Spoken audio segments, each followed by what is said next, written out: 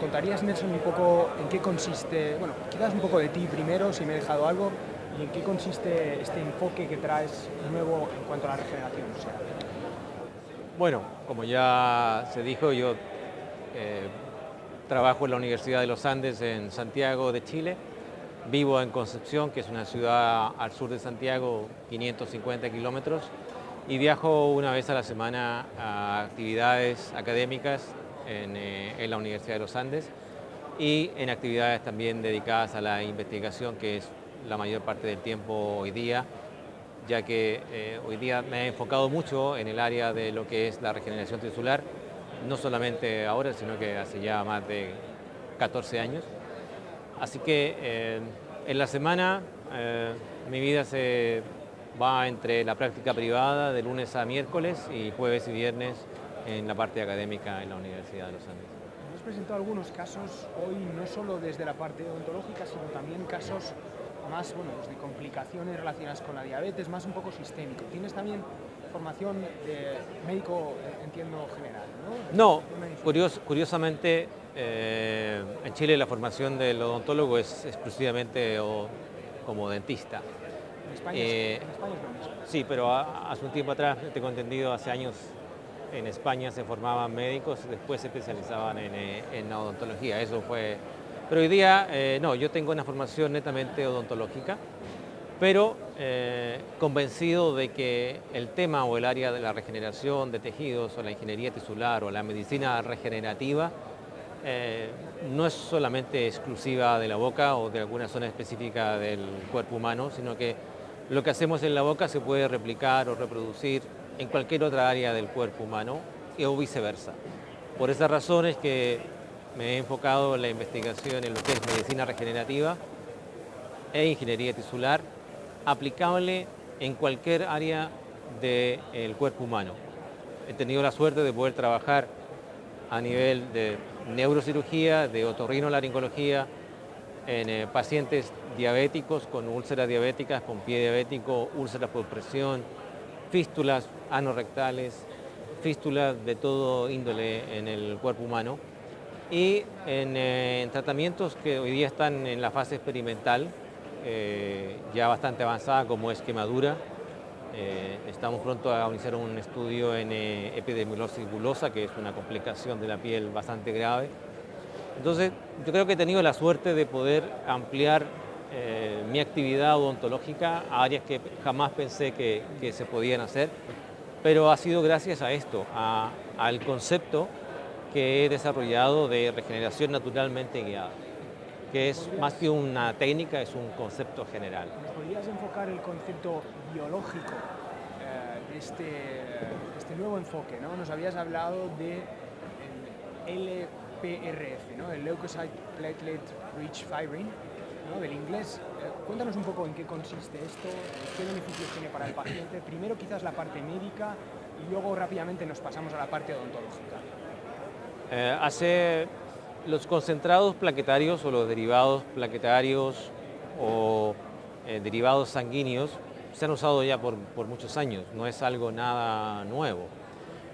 Lo que le ha aportado tal vez es la forma de aplicación, el desarrollar un protocolo absolutamente rígido y el poder establecer un procedimiento que sea replicable y predecible. Además, basado en toda la evidencia científica que hay detrás. Esto no es nada nuevo, tiene más de 14 o 15 años de evolución, pero la forma en que se ha aplicado hoy día es lo que cambia en los últimos años. Inicialmente yo partí estudiando en animales, mi vida de joven fui criado en el campo y mi apego a los animales ha sido desde que tengo memoria, principalmente los caballos. Y en la búsqueda de tratar heridas de alta frecuencia en caballos, se me ocurrió empezar a utilizar la fibrina rica en plaquetas sin un objetivo claro en ese minuto, solamente tratar de conseguir un alivio o modificar algún procedimiento que en ese minuto se hacía. Y los primeros casos fueron tan impresionantes, los resultados, que obviamente uno piensa aquí estamos frente a algo que va más allá de lo que comprendemos. Y ahí empieza el interés a profundizar más en tratar de entender algo que estamos recién comenzando. Entender esto en su totalidad nos tomará, no sé, muchos años, no sé si yo lo logre, pero por lo menos hoy día podemos decir que sabemos hasta cierto punto cómo manejar y cómo obtener beneficios de los mismos elementos que participan en cualquier mamífero o en cualquier ser humano para regenerar sus heridas.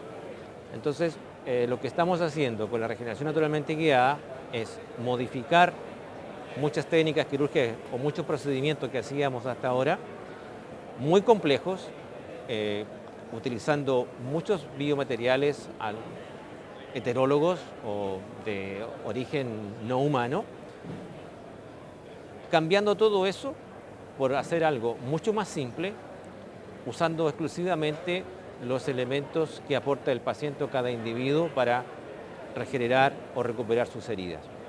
Los resultados han sido tan exitosos como los animales y con toda la evidencia de ciencia básica que ya existía por parte principalmente del doctor David Dohan de Francia, también odontólogo, con el cual hemos trabajado estrechamente, hemos podido unir lo que es ciencia básica dura con lo que es aplicación clínica.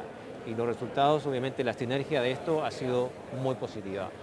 Y eso ha permitido que, curiosamente, a mí cada vez me sorprende más que la gente se sorprenda de lo que yo presento, porque creo que debiera ser algo habitual, que es algo que debiera ser conocido. Hoy día hablamos de conocimiento transversal inmediato, que la información se transmite por internet, basta colocar una palabra y tenemos, ¿no es cierto?, cientos de lugares donde poder investigar. ¿Quieres contar, Nilsson, un poco quizás cuáles son las diferencias, ¿no?, entre este protocolo que planteas tú y el protocolo clásico que conocemos y convencional de la literatura del preparado, del PRF, ¿no?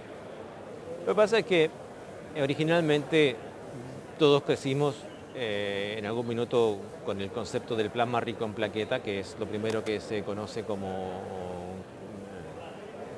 concepto general o se difundió como un concepto de utilizar elementos sanguíneos para poder estimular la regeneración de heridas. Y eso fue el plasma rico en plaqueta. Y nos creamos muchas expectativas, probablemente más allá de las que deberíamos. Y pensamos que era como la gran solución en algún minuto, pero a poco andar nos dimos cuenta de que tenía limitaciones y que, al menos en nuestra área, porque el plasma rico en plaquetas sigue siendo utilizable, no es que se haya descartado, sino que tiene aplicaciones mucho más específicas que la fibrina rica en plaquetas. Entonces, el plasma rico en plaquetas, a poco andar, nos fue un poco desilusionando los resultados. Y eso hizo que mucha gente haya tenido malas experiencias, lo haya dejado de usar y que sea reticente a ese concepto o a la aplicación de usarlo en forma habitual. Con la fibrina rica en plaquetas, eso cambia. Cambia porque no es comparable ni la forma de obtención, ni la forma de aplicación, ni la estructura molecular biológica, ni la estructura de la fibrina que se forma a través de este proceso. Entonces, estamos hablando de derivados sanguíneos o productos que se obtienen de la sangre del mismo paciente en forma autóloga, y uno puede decir, bueno, ¿qué diferencia es? Si es el mismo, contiene fibrina, contiene células, contiene los mismos elementos. Entonces, eso es correcto, pero la forma en que se obtiene es diferente y la forma en que esos elementos se comportan en el plasma rico en plaqueta o en la fibrina rica en plaqueta son incomparables. No es que sean diferentes, son incomparables, son absolutamente, es como blanco o negro.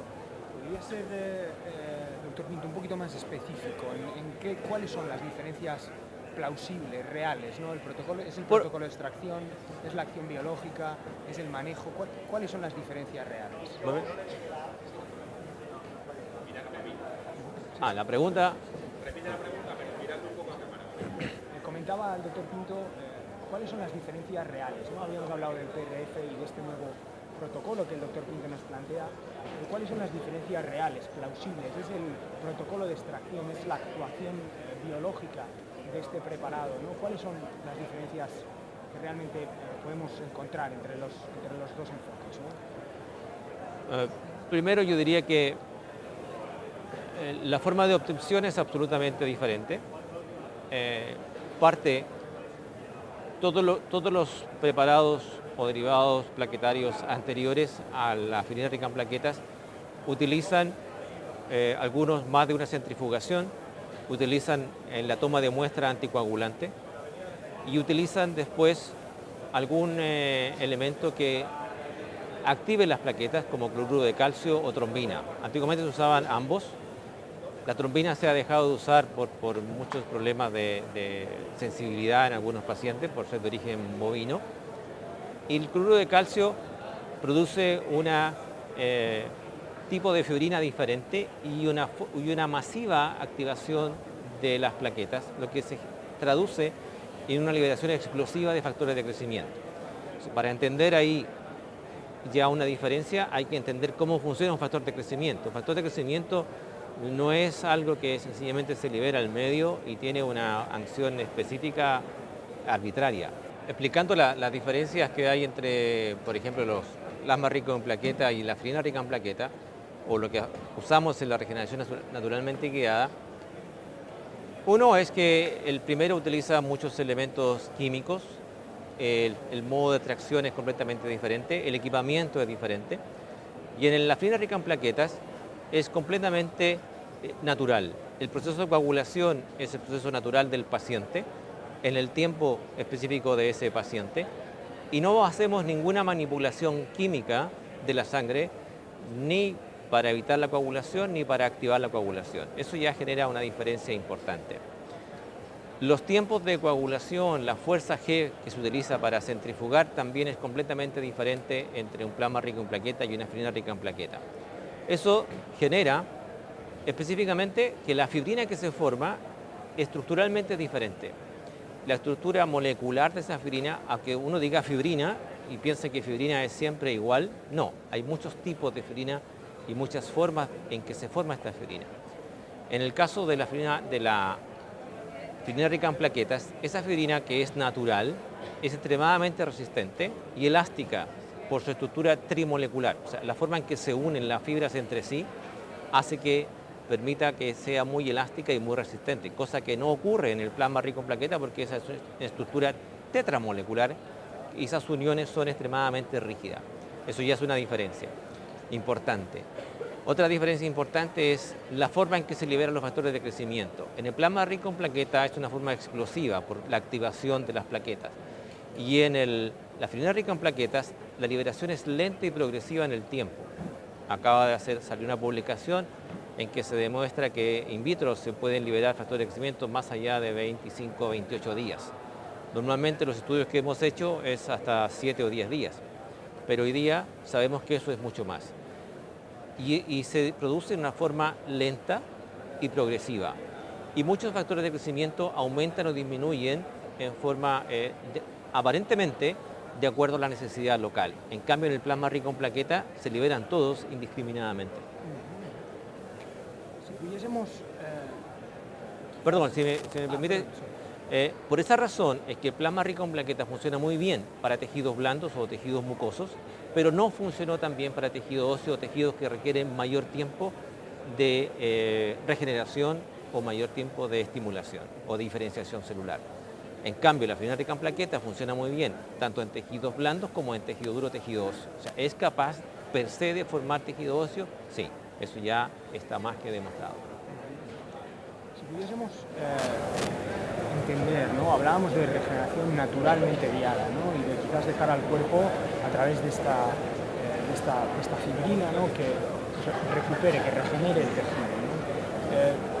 ¿Cómo podríamos comparar, ¿no? Si hablamos de regeneración naturalmente guiada, los que nosotros en unos estudios de investigación llamaríamos controles, quiere decir aquellos casos en los que realmente no se intervienen, que realmente se deja al cuerpo que cicatrice por sí solo, de hecho se forma un coágulo, una fibrina, ¿no? ¿Cómo podemos comparar esa regeneración puramente o no intervencionista con la que usted plantea, ¿no? ¿Qué diferencias van a existir?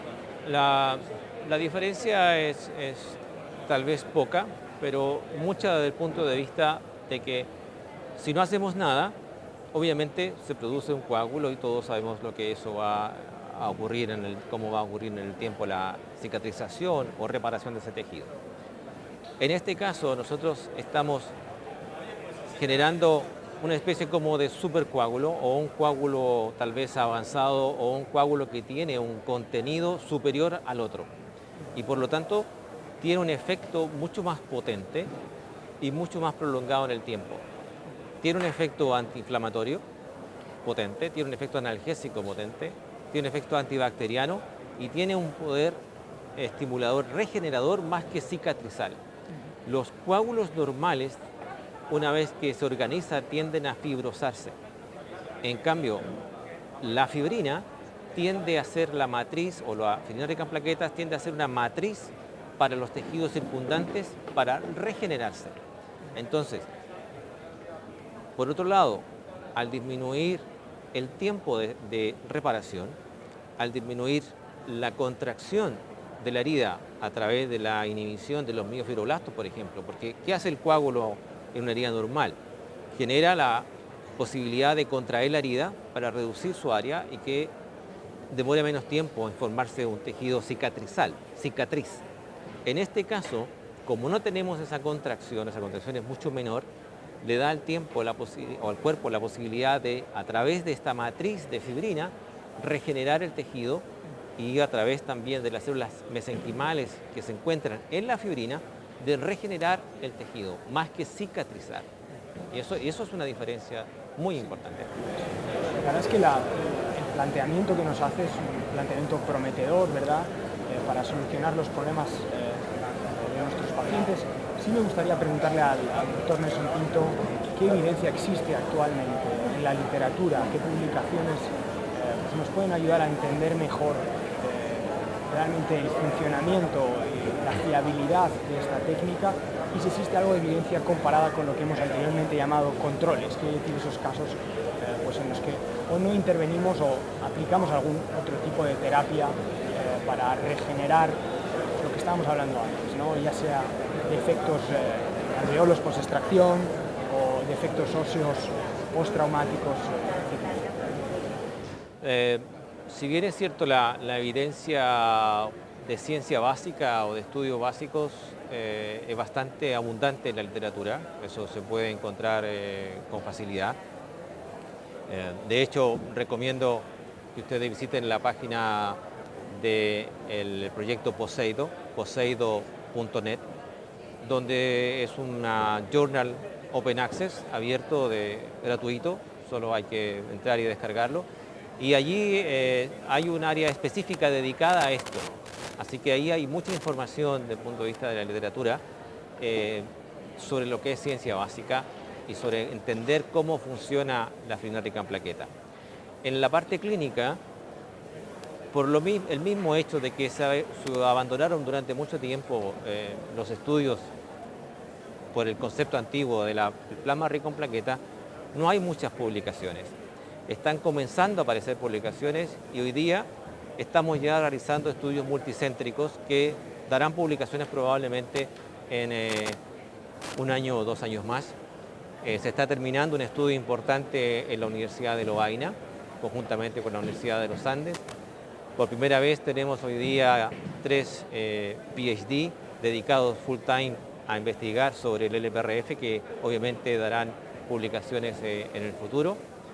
Y creo que la mayor evidencia clínica es que esto es reproducible y donde se ha iniciado algún estudio o se ha iniciado el interés de poder practicar esta filosofía de tratamiento menos invasiva y menos agresiva, los resultados han sido similares. Y eso creo que avala mucho más a veces que la misma publicación, ya que esto es reproducible por cualquier persona en cualquier parte del mundo. Y hoy día tenemos estudios multicéntricos con la Universidad de Lovaina, con la Universidad de Ohio, con una clínica de heridas avanzadas en Costa Rica, con 2 hospitales en Chiñán, o sea, en Chile. Así que, pero eso está comenzando. Esto ha sido como una revolución de muy corto tiempo. Esto fue reconocido creo que recién en el 2012, cuando obtuvimos un reconocimiento a nivel mundial en un congreso de manejo de heridas. Pero antes de eso, la verdad que durante mucho tiempo tratamos de promover esto sin mayores resultados importantes. De acuerdo, pues me gustaría agradecer al doctor Nelson Pinto su colaboración en SEPA y la presentación de estas nuevas técnicas y pues esperamos tenerle de nuevo cerca en España. Yo le agradezco a ustedes la oportunidad de poder darme este espacio, de compartir mi experiencia en esta área. Me sorprendo cada vez más de que la gente se sorprenda con lo que yo presento, porque creo que debiera ser algo rutinario. Sin embargo, en todas partes del mundo me doy cuenta que no lo es, pero espero que pronto sea y que puedan aprovechar los beneficios que esto pueda traer para los pacientes principalmente. Así que muchas gracias por la invitación.